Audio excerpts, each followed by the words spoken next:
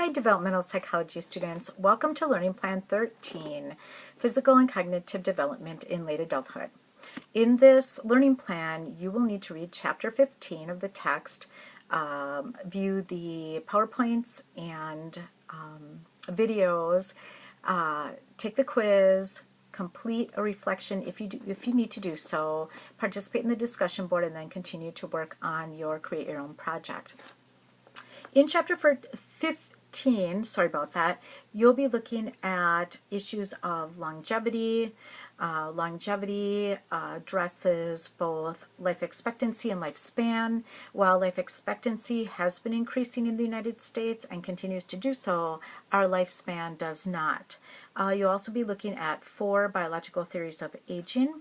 You'll be looking at the aging brain, physical development, and sexuality in late adulthood. You'll also be looking at health problems, health, exercise, nutrition, weight in late adulthood, and then sexuality also. As for cognitive development, two topics are multidirectionality and multidimensionality that the text will be discussing and you will be learning about. In addition to that, you will be learning about the brain as far as neuroscience and the brain, and then diseases of the brain. There's a lot of research that is being done into diseases of the brain, different issues, how the brain is affected in late adulthood, when we age, how the brain is affected throughout the lifespan. So you will be looking at that, issues of aging in the brain. You'll be looking at also mental health, depression among elderly people, and also diseases such as Alzheimer's, Parkinson's, dementia. I'd like to add a little personal note here that in the videos for this learning plan, there is one on FTD, or frontal temporal dementia.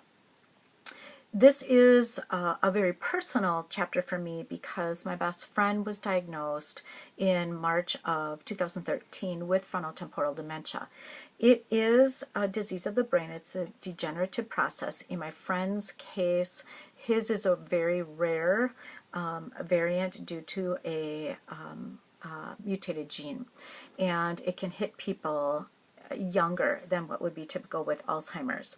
It is different than Alzheimer's also in that it typically affects personality more so than memory. And so the people that develop FTD can,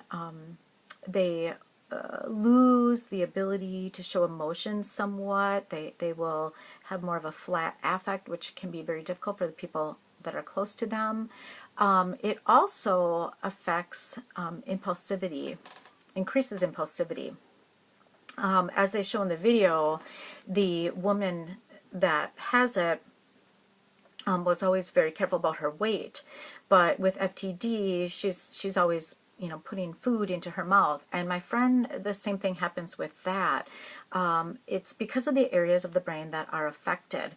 Now, what I think is interesting about this is that early in this course we studied the development of the brain from infancy to childhood to adolescence to adulthood, and we saw the different areas that develop earlier and later, and the frontal lobes, which are here right behind the forehead, are the ones that develop later, and therefore are the lack of development of the frontal lobes are what often are responsible for some of the teenage behaviors, impulsivity, poor decision making, poor judgment. So with my friend, it's kind of like watching that process in reverse, as I watched that process develop with my grandchild, but with my friend, I watch it undevelop. So it's fascinating, and yet it's also heartbreaking. So Anyway, I've learned a lot about it. There's just a great deal of research that's being done into this, and I sincerely hope that they find a cure. It probably will not be in time for my friend. They are doing trials now, testing some medications, so I'm hoping. But anyway, just wanted to share that with you. Let you get to your work. Please contact me if you have any questions whatsoever, and good luck.